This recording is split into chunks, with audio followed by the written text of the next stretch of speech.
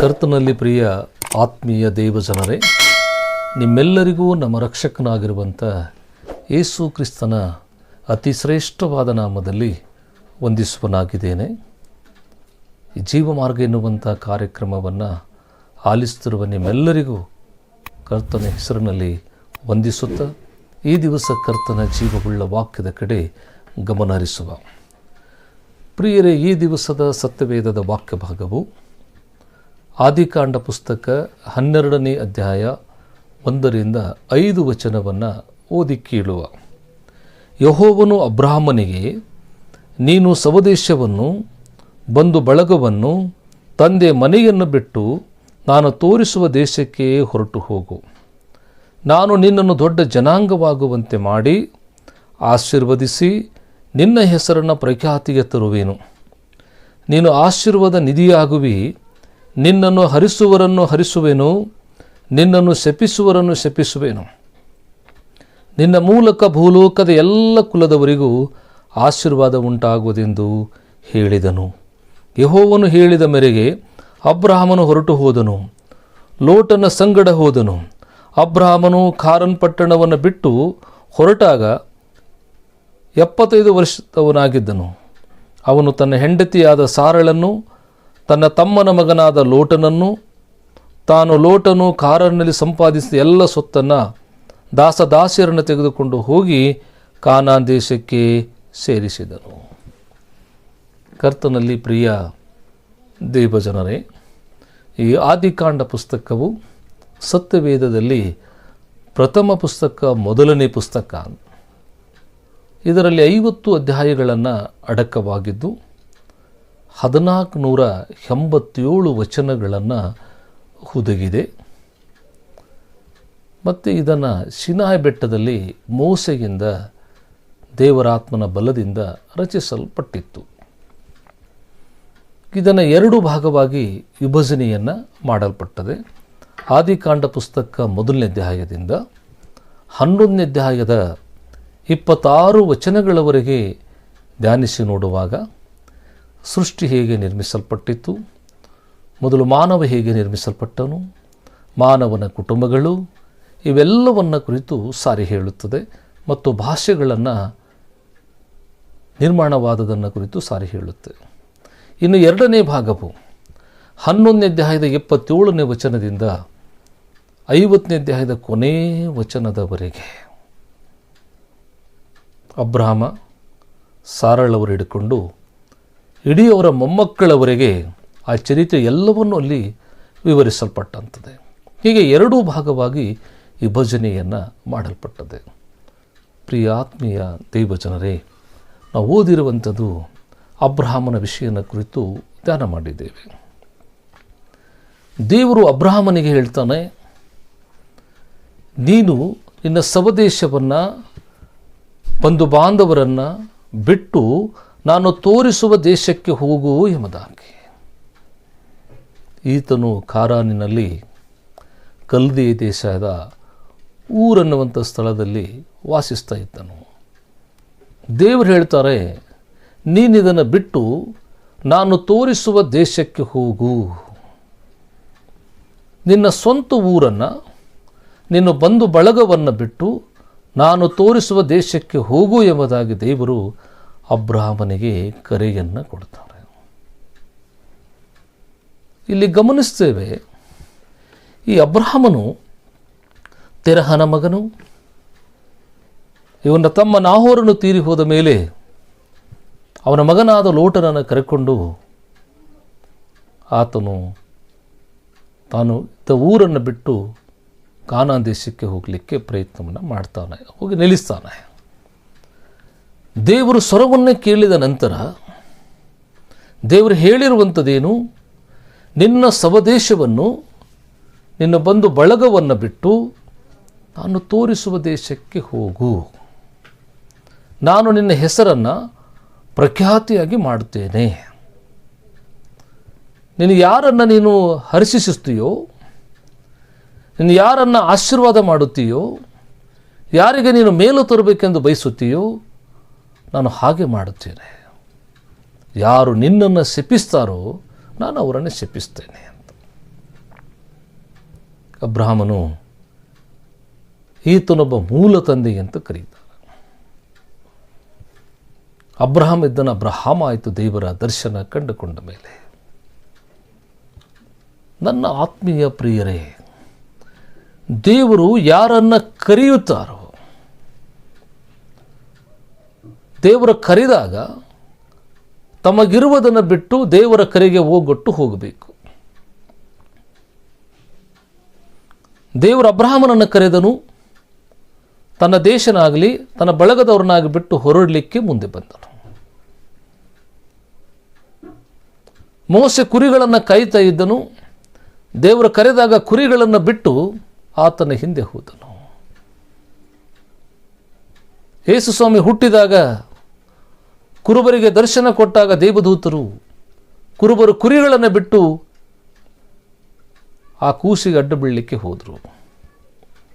ದೇವರು ನಮಗೆ ದರ್ಶನ ಕೊಡುವಾಗ, ದೇವರು ಮಾತನಾಡುವಾಗ ನಾವು ಯಾವ ಸ್ಥಿತಿಯಲ್ಲಿದ್ದೇವೆ ಅನ್ನೋದನ್ನು ಮುಖ್ಯ ಅಲ್ಲ, ದೇವರು ಕೊಟ್ಟ ಕರೆಯನ್ನು ಪೂರೈಸುವುದು ಮುಖ್ಯ. ಮೋಸೆ ಕರೆದಾಗ ಕುರಿಗಳನ್ನೇ ಬಿಟ್ಟು ದೇವರ ಹಿಂದೆ ಹೊರಟನು.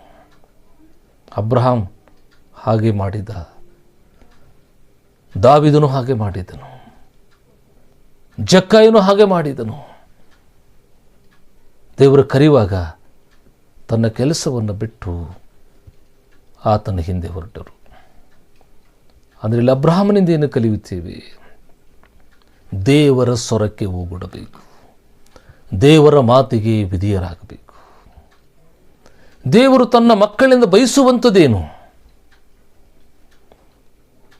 ವಿಧೇಯತೆಯನ್ನು ಬಯಸ್ತಾನೆ. ದೇವರು ತನ್ನ ಮಕ್ಕಳಿಂದ ಬಯಸುವಂಥದ್ದು ವಿಧೇಯತೆಯನ್ನು. ಅದಕ್ಕೆ ಹೇಳದ್ದು, ನಾವು ವಿಧೇಯತೆಯನ್ನು ಕೊಡೋ ಬದಲಾಗಿ ನಾವೇನು ಭೂಲೋಕದಲ್ಲಿ ಸಂಪಾದಿಸಿರುವಂಥ ಲೋಹಗಳು, ಹಣವನ್ನು, ಪದಾರ್ಥಗಳು ಕೊಡುವುದರ ಮೂಲಕ ದೇವರನ್ನು ಇಟಕಿಸಿಕೊಳ್ಳಲು ಪ್ರಯತ್ನಿಸ್ತಾ ಇದ್ದೇವೆ. ಆದರೆ ಇವೆಲ್ಲವನ್ನು ಅನುಭವಿಸುವಂಥ ನಾವುಗಳು ದೇವರ ಮಾತನ್ನು ಕೇಳಬೇಕು. ಯಜ್ಞಕ್ಕಿಂತಲೂ ವಿಧೇಯತೆ ಶ್ರೇಷ್ಠವಾದದ್ದು. ಪಶ್ಚಾತ್ತಾಪದ ಹೃದಯ ಎಲ್ಲಕ್ಕಿಂತ ಶ್ರೇಷ್ಠವಾದಂಥ ಯಜ್ಞ, ದೇವರಿಗೆ ಸಲ್ಲತಕ್ಕಂಥದ್ದು. ಹಾಗೆ ಇಲ್ಲಿ ಗಮನಿಸ್ತೇವೆ, ಅಬ್ರಹಾಮನು ದೇವರ ಸ್ವರಕ್ಕೆ ಹೋಗೊಟ್ಟು ತನ್ನ ದೇಶವನ್ನು ಬಿಟ್ಟು ಹೊರಡಲಿಕ್ಕೆ ಪ್ರಾರಂಭಿಸಿದನು, ಮನಸ್ಸು ಮಾಡಿದನು. ಇದರಿಂದ ಏನು ಕಲಿಯುತ್ತೇವೆ? ಪ್ರತಿಯೊಬ್ಬರು ದೇವರು ನಮಗೆ ಕರೆಯುವಾಗ, ದೇವರ ವಾಕ್ಯ ಮಾತನಾಡುವಾಗ, ಸತ್ಯ ನಮಗೆ ಗೋಚರವಾದಾಗ, ಸತ್ಯ ದೇವರ ಪರಿಚಯ ಆದಾಗ ಅಸತ್ಯ ನಾವು ಬಿಟ್ಟು ಬಿಡಬೇಕು ಅಂತ. ನಿಜವಾದ ದೇವರು ನಮ್ಮನ್ನು ಕಂಡುಕೊಂಡಾಗ ಅಸತ್ಯವಾದನ್ನು ತೊರೆದು ಬಿಡಬೇಕಂತ. ಸತ್ಯ ಮಾರ್ಗವು ನಮ್ಮನ್ನು ಮಿಥ್ಯ ಮಾರ್ಗದಿಂದ ದೂರ ಮಾಡಬೇಕು. ಅಬ್ರಹಾಮನು ತನ್ನ ಸಂಪತ್ತೆಲ್ಲವನ್ನು ತೊರೆದು, ತನ್ನ ಬಳಗ ಎಲ್ಲವನ್ನು ತೊರೆದು ದೇವರು ತೋರಿಸುವ ದೇಶಕ್ಕೆ ಹೊರಟು ಹೋದನು. ನನ್ನ ಆತ್ಮೀಯ ಪ್ರಿಯರೇ, ದೇವರು ನಮಗೆ ಮಾತನಾಡುವಾಗ, ದೇವರ ವಾಕ್ಯ ನಮಗೆ ತಿಳಿಸಿಕೊಡುವಾಗ, ಯಾವುದು ಸತ್ಯ, ಯಾವುದು ಪ್ರಾಮಾಣಿಕತೆ, ಯಾವುದು ನೀತಿಭರಿತವಾದುದು, ಯಾವುದು ದೇವರಿಗೆ ಮೆಚ್ಚುಗೆಯಾದದ್ದು ತಿಳಿಸಿಕೊಟ್ಟಾಗ ದೇವರಿಗೆ ಮೆಚ್ಚುಗೆ ಆಗದಿರುವುದನ್ನು ನಮ್ಮ ಬಾಳಿನಿಂದ ವಿಸರ್ಜನೆ ಮಾಡಿ ದೇವರ ಸ್ವರಕ್ಕೆ ಹೋಗೊಟ್ಟು ಹೋಗಬೇಕು. ದೇವರು ಕರೆದಾಗ ಮುಂದೆ ಆಗುವ ಎಲ್ಲವುಗಳನ್ನು ಆತನು ಏರ್ಪಾಡು ಮಾಡ್ತಾನೆ. ಕರೆದನು, ದೇವರವನಿಗೆ ಮೂಲ ತಂದೆಯಾಗಿ ಮಾಡಿದನು, ಆಶೀರ್ವಾದದ ನಿಧಿಯಾಗಿ ಮಾಡಿದನು. ದೇವರ ಸ್ವರಕ್ಕೆ ನೀವು ಹೋಗೊಟ್ರೆ ಯಾರು ನಿನ್ನನ್ನು ಹರ್ಷಿಸ್ತಾರೋ ಅವರು ಆಶೀರ್ವಾದಕ್ಕೆ ಪಾಲುಗಾರರಾಗ್ತಾರೆ. ಯಾರು ನಿನ್ನನ್ನು ಶಪಿಸ್ತಾರೋ ಅವರನ್ನು ನಾವು ಶಪಿಸ್ತೇನೆ ಅಂತ ಹೇಳಿದರು. ದೇವರ ಸ್ವರಕ್ಕೆ ಹೋಗೊಡೋದು ಅಬ್ರಹಾಮನ ಕೆಲಸ, ಅವನಿಗೆ ಬೇಕಾದ ನೋಡಿಕೊಳ್ಳುವುದು ದೇವರ ಕೆಲಸ. ದೇವರ ಮಾತು ಕೇಳೋದು ನಮ್ಮ ಕೆಲಸ, ನಮಗೆ ಬೇಕಾದ ಒದಗಿಸುವುದು ದೇವರ ಕೆಲಸ. ಬಹಳಷ್ಟು ಜನರು ದೇವರ ಮಾತು ಕೇಳೋದಕ್ಕಿಂತ ಹೆಚ್ಚಾಗಿ ಮನುಷ್ಯರ ಮಾತನ್ನು ಹೆಚ್ಚಾಗಿ ಕೇಳ್ತಿದ್ದಾರೆ. ಸತ್ಯವನ್ನು ಹಿಂಬಾಲಿಸುವುದಕ್ಕಿಂತ ಹೆಚ್ಚಾಗಿ ಅಸತ್ಯವನ್ನು ಹೆಚ್ಚಾಗಿ ಹಿಂಬಾಲಿಸಿದ್ದಾರೆ. ಅಬ್ರಹಾಮನು ಎಲ್ಲವನ್ನು ತೊರೆದು ಆತನು ಹೊರಟು ಹೋದನು.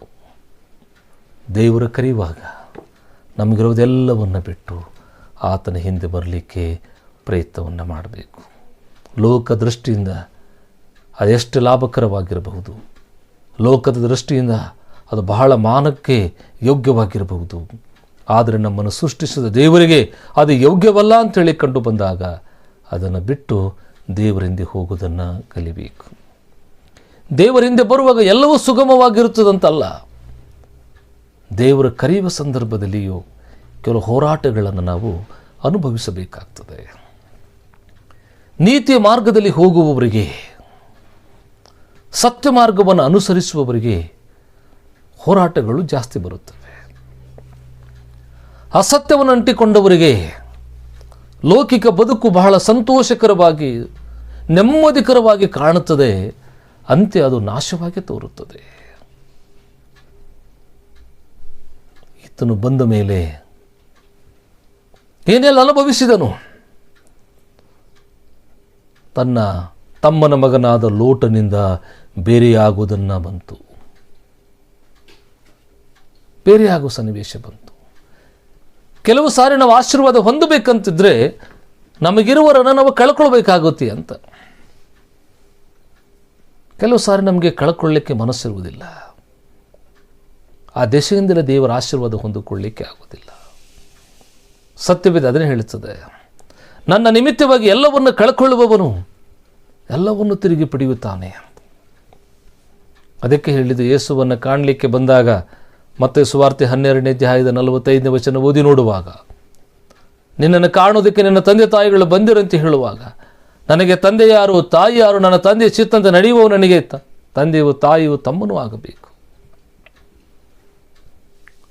ಸೃಷ್ಟಿಸಿದ ಆತನ, ನಮ್ಮ ನಿರ್ಮಿಸಿದ ದೇವರ ಉದ್ದೇಶದಲ್ಲಿ ಯಾರು ಬದುಕುತ್ತಾರೋ, ಸತ್ಯವನ್ನು ಯಾರು ಮೈಗೂಡಿಸಿಕೊಂಡು ಬಾಳುತ್ತಾರೋ, ನೀತಿ ಹಿಂಬಾಲಕರು ಯಾರಾಗುತ್ತಾರೋ ಅವರೇ ನನಗೆ ತಂದೆಯು ತಾಯಿಯು ತಮ್ಮನೂ ಆಗಬೇಕು. ದೇವರ ಹೆಸರು ನಿಮಿತ್ತವಾಗಿ ಎಲ್ಲವನ್ನು ಕಳ್ಕೊಳ್ಳಿಕ್ಕೆ ಸಿದ್ಧರಾಗಬೇಕು. ಹಾಗಾಗಿ ಅಬ್ರಹಾಮನು ತನ್ನ ತಮ್ಮನನ್ನು ಬಿಟ್ಟು ಬೇರೆಯಾಗುವ ಸ್ಥಿತಿ ಬಂತು. ತಮ್ಮನ ಮಗನಾದ ಲೋಟನನ್ನು ಬಿಟ್ಟು ಬೇರೆಯಾಗುವ ಸ್ಥಿತಿ ಬಂತು. ಆದರೆ ಅದನ್ನು ಆತನು ಎದುರಿಸಿ ಲೋಟನ್ನು ಬಿಟ್ಟು ಬೇರೆ ಕಡೆಗೆ ಹೋದನು. ಆಗ ಅಬ್ರಹಾಮನು ಆಶೀರ್ವಾದಕ್ಕೆ ಪಾಲುಗಾರನಾದನು.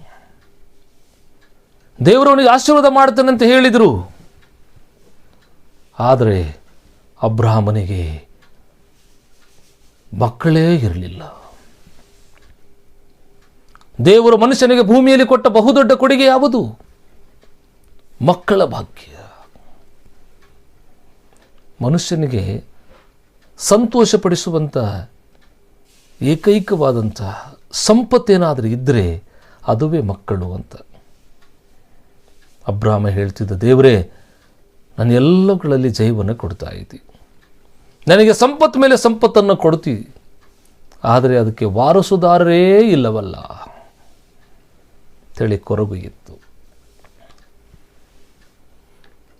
ನಾವು ದೇವರ ಮಾತು ಕೇಳುವಾಗಲೂ ಕೆಲವು ಸಾರಿ ನಮ್ಮೊಳಗಡೆ ನಿರಾಶೆಗಳಿರ್ತವೆ. ದೇವರ ಬಳಿ ಬಂದ ತಕ್ಷಣ ನಮ್ಮೆಲ್ಲ ಸ್ಥಿತಿಗಳನ್ನು ಸರಗವಾಗಿ ಹೋಗುವುದಿಲ್ಲ. ನಾವು ದೇವರು ನಂಬಿದ ತಕ್ಷಣ ನಮಗೆ ಕಷ್ಟಗಳೇ ಬರುವುದಿಲ್ಲ ಅಂತೇಳಿ ಶಾಸ್ತ್ರ ಎಲ್ಲೂ ಹೇಳಲೇ ಇಲ್ಲ, ಸ್ವಾಮಿಯೂ ಹೇಳಲಿಲ್ಲ. ಯಾವಾಗ ನೀತಿಯನ್ನು ಹಿಂಬಾಲಿಸ್ತೇವೋ ಆವಾಗ ನಮ್ಮಲ್ಲಿ ಕಷ್ಟಗಳು ಬರಲಿಕ್ಕೆ ಪ್ರಾರಂಭವಾಗುತ್ತೆ. ನಮ್ಮ ಹತ್ತಿರದವರು ನಮ್ಮಿಂದ ಅಗಲುತ್ತಾರೆ, ನಮ್ಮನ್ನು ಪ್ರೀತಿಸುವರು ನಮ್ಮನ್ನು ದೂಷಿಸ್ತಾರೆ. ಇವೆಲ್ಲವೂ ನಡೀತದೆ. ಆದರೆ ಎದೆಗುಂದಬಾರದು. ಇನ್ನು ತಮ್ಮನ ಮಗನೇ ಬಿಟ್ಟು ಹೋದ ಮೇಲೆ ಇನ್ನು ಜನಸಾಮಾನ್ಯರು ಬಿಟ್ಟು ಹೋಗೋದು ಯಾವ ಲೆಕ್ಕ? ಇವೆಲ್ಲವಾಗುತ್ತೆ. ಹಾಗಾಗಿ ಇಲ್ಲಿ ಗಮನಿಸುವಾಗ ಮಕ್ಕಳಿರಲಿಲ್ಲ. ದೇವರವನಿಗೆ ಏನು ಮಾಡ್ತಾರೆ? ಗಂಡನಿರ್ತಕ್ಕಂಥ ನಿರಾಸೆ ಕೊರಗನ್ನು ನೋಡಿ ಸಾರಳು ತನ್ನ ದಾಸಿಯಾದ ಹಾಗರಳನ್ನು ಕಳಿಸಿದಾಗ 86ನೇ ವರ್ಷದಲ್ಲಿ ಹಾಗರಳ ಮೂಲಕ ಇಸ್ಮಾಯೇಲನ್ನು ಪಡ್ಕೊಳ್ತಾಳೆ. ಇಸ್ಮಾಯೇಲ್ ಹುಟ್ಟಿದಾಗ ಸಂತೋಷವಾಗಿರಬಹುದಾಗಿತ್ತು. ಆದರೆ ಹಾಗರಳು ಸಾರಳನ್ನು ಪೀಡಿಸ್ತಾ ಇದ್ದಳು. ಈಗ ಕುಟುಂಬದ ಒಳಗಡೆ ಕಲಹ ಪ್ರಾರಂಭವಾಯಿತು, ವೈಮನಸ್ಸಿಗೆ ವ್ಯತ್ಯಾಸವಾಯಿತು. ದೇವರ ದರ್ಶನ ಕೊಟ್ಟು ಕರೆದರು, ಲೋಟನ್ನು ತಕೊಂಡು ಬಂದ, ತನ್ನ ತಮ್ಮನ ಮಗನಾದ ಲೋಟನ್ನೂ ಬಿಟ್ಟು ಹೋದ. ಈಗ ಕುಟುಂಬದೊಳಗಡೆ ಕಲಹವೂ ಚಾಲೆ. ಮಕ್ಕಳು ಬೇಕಂತ ಕೇಳಿದಾಗ ಗಂಡನ ದುಃಖವನ್ನು ನೋಡಿ ದಾಸಿಯನ್ನು ಕಳಿಸಿದಳು. ಆಕೆಗೆ ಇಸ್ಮಾಯೇಲ್ ಎಂಬ ಮಗನನ್ನು ಹುಟ್ಟಿದರು. ಆವಾಗ ಕುಟುಂಬದ ಒಳಗಡೆ ಕಲಹ ಪ್ರಾರಂಭವಾಯಿತು, ಜಗಳ ಪ್ರಾರಂಭವಾಯಿತು. ಬಹಳ ಜನರು ಹೇಳ್ತಾರೆ, ನೀವು ನೀತಿ ಹಿಂಬಾಲಕರಾದರೆ, ಸತ್ಯ ತಿಳ್ಕೊಳ್ಳುವಂಥವರು, ಸತ್ಯವನ್ನು ಸಾರುವಂಥವರು, ಯಾಕೆ ನಿಮ್ಮ ಕುಟುಂಬದಲ್ಲಿ ಕಲಹಗಳು, ವೈಮನಸ್ಸುಗಳು ನಿರ್ಮಾಣ ಆಗುತ್ತವೆ? ದೇವರು ನಂಬಿಕೆಯನ್ನು ಪರೀಕ್ಷಿಸಲಿಕ್ಕೆ, ನಮಗಿರುವುದನ್ನು ನಂಬಿಕೆಯನ್ನು ಗಟ್ಟಿಪಡಿಸಲಿಕ್ಕೆ, ನಮ್ಮ ಸಾಮರ್ಥ್ಯವನ್ನು ಹೆಚ್ಚಿಸಲಿಕ್ಕೆ ಕೆಲವು ಸಾರಿ ವ್ಯತ್ಯಾಸಗಳು ಬದುಕಿನಲ್ಲಿ ಬರುತ್ತವೆ. ಭಕ್ತಿಹೀನರು ಆ ವ್ಯತ್ಯಾಸಗಳಿಗೆ ಬಲಿಯಾಗಿ ಹೋಗ್ತಾರೆ. ಜಗಳಗಳಿಗೆ ಅಲ್ಲಿ ಸೋಲನ್ನು ಅನುಭವಿಸ್ತಾರೆ. ಅದು ದೇವರ ಮಕ್ಕಳು ಅದನ್ನು ಮೆಟ್ಟಿ ನಿಲ್ಲುತ್ತಾರೆ, ಜಯವನ್ನು ಸಾಧಿಸ್ತಾರೆ ಅಂತ. ನಾನು ಯಾಕಪ್ಪ ದೇವರು ನಂಬಿದ ಮೇಲೆ ಈ ಕಷ್ಟಗಳನ್ನು ಬದುಕಿನಲ್ಲಿ ಬಂತು, ನಾನು ದೇವರ ಮಾತು ಕೇಳಿದ ಮೇಲೆ ನನ್ನ ಕುಟುಂಬದಲ್ಲಿ ಯಾಕೆ ವೈಮನಸ್ಸು ಬಂತು ಅಂತ ಹೇಳಿ ನಿರಾಶವಾಗಲಿಲ್ಲ. ತಿರುಗಿ ದೇವರು ಏನು ಮಾಡ್ತಾರೆ, ನಿನ್ನ ಕುಟುಂಬದಲ್ಲಿ ಸಾರಳಿಂದ ಹುಟ್ಟುವನು ನಿನಗೆ ಏನಾಗ್ತಾನೆ, ಒಡೆಯನಾಗ್ತಾನೆ, ವಾರಸುದಾರ ಆಗ್ತಾನೆ ಅಂತ ಹೇಳಿದಾಗ, ವಯಸ್ಸು ಮೀರಿ ಹೋದವರು ಈಗೆಲ್ಲ ನಮಗೆ ಮಕ್ಕಳ ಪಡೆಯೋಕ್ಕಾಗುತ್ತಾ ಅಂತಿದ್ದಾಗ, ಸಾರಳ್ ಮತ್ತು ಅಬ್ರಹಾಮ ಹೊಲದಲ್ಲಿ ಕೆಲಸ ಮಾಡುತ್ತಿದ್ದವಾಗ, ಆದಿಕಾಂಡ ಪುಸ್ತಕ 18ನೇ ಅಧ್ಯಾಯದಲ್ಲಿ ದೇವದೂತರು ಬಂದಾಗ ಅವರು ಉಪಚರಿಸ್ತಾರೆ. ಮರದಡಿಯಲ್ಲಿ ಉಪಚಾರ ಮಾಡಿದಾಗ ಅವರೇನು ಹೇಳ್ತಾರೆ, ಸಾರಳಿಗೆ ಬರುವ ವರ್ಷದಲ್ಲಿ ಒಂದು ಮಗುವನ್ನು ಅಪ್ಪಿಕೊಂಡಿರುತ್ತಿ ಅಂತ, ಪಡೆಯುತ್ತಿ ಎಂಬುದಾಗಿ ಹೇಳಿದರು. ವಯಸ್ಸಾದ ಮುದುಕಿಯಾದ ನನಗೆ ಭೋಗವಾದಿತೆ, ಮಕ್ಕಳು ಪಡೆಯೋಕ್ಕಾಗುತ್ತಾ ಅಂಥೇಳಿ ಮುಗುಳು ನಗೆಯನ್ನು ಬೀರ್ತಾಳೆ. ದೇವರ ಮಾತಿನಂತೆ ಇಸಾಕನನ್ನು ಪಡೆದರು. ಇಸಾಕ್ ಅಂದರೆ ನಗು ಅಂತ. ಆಕೆ ಮುಗುಳು ನಗೆಯನ್ನು ಬೀರಿದಳು. ಇಸಾಕನ ಕೊಡುವುದರ ಮೂಲಕ ಅವರಿಗಿರುವ ದುಃಖ ದುಮ್ಮನಗಳನ್ನೆಲ್ಲ ತೆಗೆದು ಹಾಕಿದನು. ಅವರ ಕಣ್ಣೀರು ಚಿಂತೆಗಳನ್ನು ಒರೆಸಿಬಿಟ್ಟನು. ಹೃದಯದ ಕೊರಗುವಿಕೆಯನ್ನು ತೆಗೆದು ಹಾಕಿದನು. ತಾನು ದೇವರ ಸರಕ್ಕೆ ಹೋಗೊಟ್ಟೆ, ಆಸ್ತಿಯನ್ನು ಮನೆಯನ್ನು ತೊರೆದು ಬಂದೆ, ನನ್ನ ತಮ್ಮನ ಮಗ ನನ್ನಿಂದ ಬಿಟ್ಟು ಹೋದ, ಕುಟುಂಬದೊಳಗಡೆ ಕಲಹ ಆಯಿತು. ಕೊನೆಗೆ ನಿರಾಶದ ಮಕ್ಕಳೇ ಇಲ್ಲವಲ್ಲ ಅನ್ನುವಂಥ ಕೊರಗಿರುವಾಗ ಇಸಾಕನನ್ನು ಕೊಟ್ಟು ಸಂತೋಷಪಡಿಸಿದ, ನಗುವಂತೆ ಮಾಡಿದ, ಕಣ್ಣೀರು ಮರೆಯಾಗುವಂತೆ ಮಾಡಿದ. ಆದರೆ ದೇವರು ಮತ್ತೇನು ಹೇಳ್ತಾರೆ, ಆ ಇಸಾಕನನ್ನೇ ನನಗೆ ಬಲಿ ಅರ್ಪಿಸು ಅಂತ ಹೇಳ್ತಾರೆ. ಅಲ್ಲ, ಕೊರಗುವಿಕಿದ್ದ ನನಗೆ ಮಗನನ್ನು ಕೊಟ್ಟು ನಗುವಂತೆ ಮಾಡಿದಿ, ಈಗ ತಿರುಗಿ ಮಗನನ್ನು ನಿನಗೆ ಅರ್ಪಿಸಬೇಕಾ ಅಂತ. ಆದರೆ ಅಬ್ರಹಾಮನು ಅದಕ್ಕೆ ಹಿಂದೆಗೆಯಲಿಲ್ಲ. ದೇವರ ಮಾತಿನಂತೆ ತನ್ನ ಮಗನನ್ನು ಬಲಿ ಮಾಡಲು ಸಿದ್ಧನಾದನು. ಇಲ್ಲಿ ಅಬ್ರಹಾಮನು ದೇವರ ಸ್ವರಕ್ಕೆ ಹೋಗೊಡುತ್ತಾನೆ. ದೇವರ ಮೇಲಿಟ್ಟ ನಂಬಿಕೆಯನ್ನು, ವಿಶ್ವಾಸವನ್ನು ಪರಿಶೀಲನೆ ಮಾಡಲಿಕ್ಕೆ ದೇವರ ಕೆಲಸವನ್ನು ಮಾಡಿದರು. ಆದರೆ ಅಬ್ರಹಾಮನನ್ನು ನಾಶ ಮಾಡಲಿಕ್ಕಾಗಿ ಮಾಡಲಿಲ್ಲ.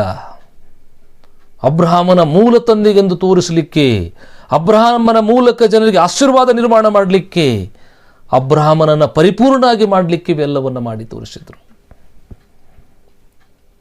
ನೀತಿ ಹಿಂಬಾಲಕರಿಗೆ, ಸತ್ಯವನ್ನು ಅನುಸರಿಸುವವರಿಗೆ, ಪಾರದರ್ಶಕತೆ ಬದುಕನ್ನು ಮಾಡುವವರಿಗೆ ಲೋಕದಿಂದ ಅನೇಕ ಹೋರಾಟಗಳನ್ನು ಅನುಭವಿಸಬೇಕಾಗುತ್ತೆ. ಎಲ್ಲ ಥರದ ಶೋಧನೆಗಳು ಬರುತ್ತವೆ. ಯಾವ ಶೋಧನೆ ಬಂದರೂ ನಿಮ್ಮ ನಂಬಿಕೆ ಕದಲದಿರಲಿ ಅಂತ. ಅಬ್ರಹಾಮನ ಎದೆಗುಂದಲಿಲ್ಲ. ದೇವರ ಇಳಿ ವಯಸ್ಸಿನಲ್ಲಿ ಮಗನನ್ನು ಕೊಟ್ಟು ನಗುವಂತೆ ಮಾಡಿದವನು ನೀನು, ಮತ್ತೆ ನನಗೆ ಕಣ್ಣೀರಿನ ಕಡೆ ತೆಗೆದುಕೊಂಡು ಹೋಗುತ್ತೀಯ ಅಂತ ಪ್ರಶ್ನೆ ಮಾಡಲಿಲ್ಲ. ಅದಕ್ಕೆ ಬದಲಾಗಿ ದೇವರ ಮಾತಿಗೆ ವಿಧಿಯನಾಗಿ ತನ್ನ ಮಗನನ್ನೇ ಯಜ್ಞ ಅರ್ಪಿಸಲು ಬಲಿ ಕೊಡಲು ಮುಂದೆ ಬಂದನು. ಒಂದು ಆಸ್ತಿ ಬಿಟ್ಟು ಬರಲಿಕ್ಕೆ ಹೇಳಿದರು, ಸ್ವಂತ ಜನರನ್ನು ಬಿಟ್ಟು ಬರಲಿಕ್ಕೆ ಹೇಳಿದರು, ಅದನ್ನು ಪಾಲಿಸಿದರು. ದೇವರು ಸ್ವರ ಕೇಳುವಾಗ ಏನೆಲ್ಲ ಹೋರಾಟಗಳು ಬರುತ್ತೆ. ಈ ಹೋರಾಟ ಜಯಿಸಿದ ಮೇಲೆ ಅಬ್ರಹಾಮನು ಮೂಲ ತಂದೆಯನ್ನು ಬಿರುದಿಗೆ ಪಾಲುಗಾರನಾದನು. ನಾನು ನಿನ್ನನ್ನು ಆಶೀರ್ವದಿಸುತ್ತೇನೆ, ಹೆಚ್ಚಿಸ್ತೇನೆ ಅಂತ ಮಾತು ಕೊಟ್ಟಂಥ ದೇವರು ಅಬ್ರಹಾಮನನ್ನು ಅಧಿಕ ಆಶೀರ್ವಾದವನ್ನು ಮಾಡಿ ತೋರಿದನು. ನನ್ನ ಆತ್ಮೀಯ ಪ್ರಿಯ ದೇವಜನರೇ, ದೇವರು ನಮಗೆ ಕರೆಯುವಾಗ, ದರ್ಶನ ಕೊಡುವಾಗ, ದೇವರ ಮಾತಿಗೆ ವಿಧೇಯರಾಗುವಾಗ ಎಲ್ಲವೂ ಸರಗವಾಗಿ ಆಗ್ತಂತೇಳಿ ಎಂದು ಭಾವಿಸಬೇಡಿ. ಯೇಸು ಸ್ವಾಮಿ ಕೊಂಡ ತಕ್ಷಣವೇ, ಯೇಸುವಿನ ಹಿಂಬಾಲಕನಾದ ತಕ್ಷಣವೇ ನನ್ನ ಬದುಕಿನಲ್ಲಿರ್ತಕ್ಕಂಥ ಲೋಕ ಸಂಬಂಧವಾದ ಕಷ್ಟಗಳು ನನ್ನಿಂದ ಮಾಯವಾಗುತ್ತವೆ ಅನ್ನುವಂಥ ಕಲ್ಪನೆ ಇಟ್ಟುಕೊಳ್ಳಬೇಡಿ. ಅನೇಕ ಸಾರಿ ನಮ್ಮ ಶೋಧನೆಗೆ ಒಳಪಡಬೇಕಾಗುತ್ತೆ ಅಂತ, ಸಂಕಟಗಳು ಬರುತ್ತೆ ಅಂತ. ಅವುಗಳನ್ನು ಮೆಟ್ಟಿ ನಿಂತರೆ ನೀನು ಜಯವೀರನಾಗಿ ಬದುಕುತ್ತೀ ಅಂತ. ಯಾವ ಸಮಸ್ಯೆ ನಿನ್ನನ್ನು ಅಗಲಿಸಲು ಕದಲಿಸಲು ನಿನಗೆ ಸಾಧ್ಯವೇ ಇಲ್ಲ. ನಿನ್ನ ನಂಬಿಕೆ ಗಟ್ಟಿಯಾದರೆ ಪರಿಸ್ಥಿತಿಗಳು ನಿನ್ನನ್ನು, ಜೀವನವನ್ನು ಬದಲಾಯಿಸಲು ಅವುಗಳಿಗೆ ಸಾಧ್ಯವಿಲ್ಲ. ಪರಿಸ್ಥಿತಿಗಳನ್ನು ಬದಲಾಯಿಸಿ ನೀನು ದಾಟಿ ಹೋಗುತ್ತೀ.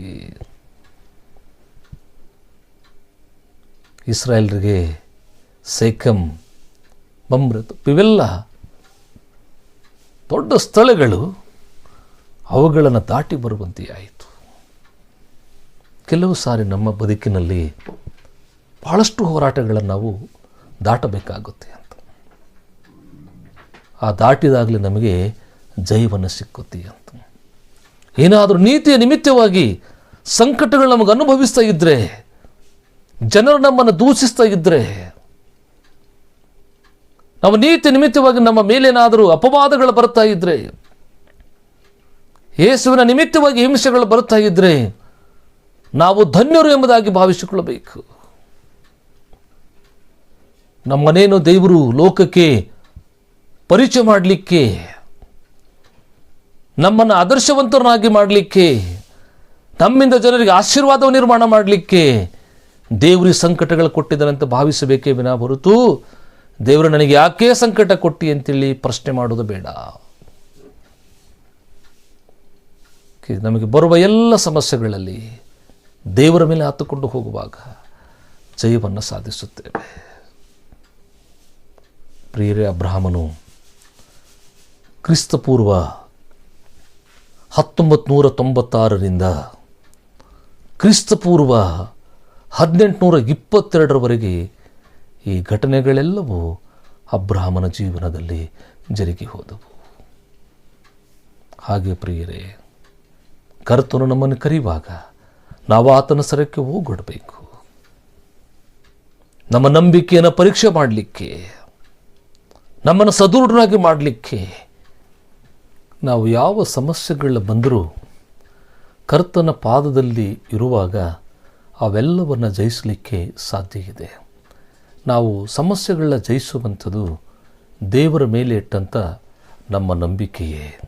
ಅನುದಿನವೂ ಕರ್ತನನ್ನು ಮೊರೆ ಹೋಗುವಂಥದ್ದೇ ಮತ್ತು ದೇವರು ಕೊಟ್ಟಂಥ ಆ ಸತ್ಯತೆಯನ್ನು ಮೈಗೂಡಿಸಿಕೊಳ್ಳುವಂಥದ್ದೇ ನಮ್ಮ ಹೋರಾಟದ ಜಯ ಅಂತೇಳಿ ತಿಳ್ಕೊಳ್ಳೋಣ. ಅಬ್ರಹಾಮನು ಹಾಗೆ ಭಾವಿಸಿದನು, ಸತ್ಯವನ್ನು ಮೈಗೂಡಿಸಿಕೊಂಡನು, ಬದುಕಿನಲ್ಲಿ ಜಯವನ್ನು ಸಾಧಿಸಿದನು. ಆತ್ಮೀಯ ಪ್ರಿಯ ದೇವಜನರೇ, ದೇವರ ದರ್ಶನಕ್ಕೆ ಹೋಗೊಟ್ಟು ಆತನು ಹೇಳಿದ ಹಾಗೆ ನಡ್ಕೊಳ್ಳುವಾಗ ಬದುಕಿನಲ್ಲಿ ದೊಡ್ಡ ಜಯವನ್ನು ಪಡ್ಕೊಳ್ಳಿಕ್ಕೆ ನಾವು ಸಾಧ್ಯ ಇದೆ.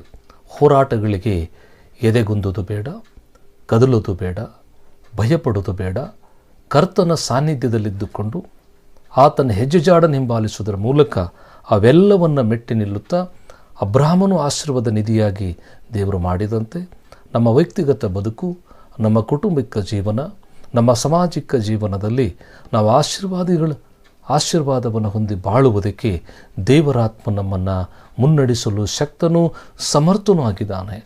ಅಬ್ರಹಾಮನಂತೆ ದೇವರ ಸ್ವರಕ್ಕೆ ಹೋಗೊಟ್ಟು ನಂಬಿಕೆಯಲ್ಲಿ ಗಟ್ಟಿಯಾಗಿ ನಿಂತುಕೊಂಡು ನಾವು ಅಬ್ರಹಾಮನು ಪಡ್ಕೊಂಡ ಆಶೀರ್ವಾದಗಳನ್ನು ನಮ್ಮ ಬದುಕಿನಲ್ಲಿಯೂ ಆಶೀರ್ವಾದ ಹೊಂದುವುದಕ್ಕೆ ದೇವರಾತ್ಮನು ಸಹಾಯ ಮಾಡಲಿ ಅಂತೇಳಿ ತಂದೆಯಾದ ದೇವರಲ್ಲಿ ನಾವು ಪ್ರಾರ್ಥಿಸೋಣ. ಬನ್ನಿರಿ ನಮ್ಮೊಂದಿಗೆ ಪ್ರಾರ್ಥನೆ ಮಾಡೋಣ. ಶಾಂತಿದಾಯಕನು, ಕೃಪಾ ಸಂಪೂರ್ಣನು, ಪ್ರೀತಿಗೆ ಪಾತ್ರನು, ಸ್ತುತಿಗೆ ಯೋಗ್ಯನಾಗಿರುವಂತಹ ನಮ್ಮ ಪರಲೋಕದ ಪ್ರಿಯ ಕರ್ತನೆ, ನಿನ್ನ ಮಹಾಕರುಣೆಗಾಗಿ ಸ್ತೋತ್ರ. ಕರ್ತನೆ, ಅಂದು ಅಬ್ರಹಾಮನನ್ನು ಶೋಧಿಸಿ ಆತನನ್ನು ಆಶೀರ್ವಾದ ನಿಧಿಯಾಗಿ ಮಾಡಿದ ದೇವರೇ, ನಿನ್ನ ಮಕ್ಕಳಾದ ನಾವುಗಳು ಲೋಕ ಹೋರಾಟದಲ್ಲಿ ಬರುವಂಥ ಎಲ್ಲ ಶೋಧನೆಗಳನ್ನು ಜಯಿಸಿ ನಿನ್ನಿಂದ ಬರುವಂಥ ಸಂತೋಷವನ್ನು ಅನುಭವಿಸಲಿಕ್ಕಾಗುವಂತೆ ಸಹಾಯವನ್ನು ಮಾಡಿರಿ. ಕರ್ತನೆ, ಇದನ್ನೇ ಕೇಳುವ ಪ್ರತಿಯೊಬ್ಬರ ಜೀವಿತದಲ್ಲಿ ಸಂತೋಷ ಸಮಾಧಾನವನ್ನು ಅನುಭವಿಸಲಿಕ್ಕಾಗುವಂತೆ ಸಹಾಯ ಮಾಡಿರಿ. ಲೌಕಿಕ ಬದುಕಿನಲ್ಲಿ ನಂಬಿಕೆಯ ಮೂಲಕ ಎಲ್ಲವನ್ನೂ ಜಯಿಸಿ ನಿನ್ನ ನೀತಿವಂತರನ್ನು ಅನ್ನುವಂಥ ಬಿರುದನ್ನು ಹೊಂದಲಿಕ್ಕಾಗುವಂತೆ ಸಹಾಯವನ್ನು ಮಾಡಿರಿ. ಕೇಳುವ ಪ್ರತಿಯೊಬ್ಬರನ್ನು ಆಶೀರ್ವದಿಸಿ ಮುನ್ನಡೆಸಬೇಕಾಗಿ ಯೇಸುವಿನ ಹೆಸರಿನಲ್ಲಿ ಪ್ರಾರ್ಥಿಸಿ ಬೇಡುತ್ತೇವೆ ನಮ್ಮ ಪರಲೋಕದ ಪ್ರಿಯ ಕರ್ತನೆ. ಆಮೇನ್. ದೇವರು ನಮ್ಮೊಂದಿಗಿರಲಿ.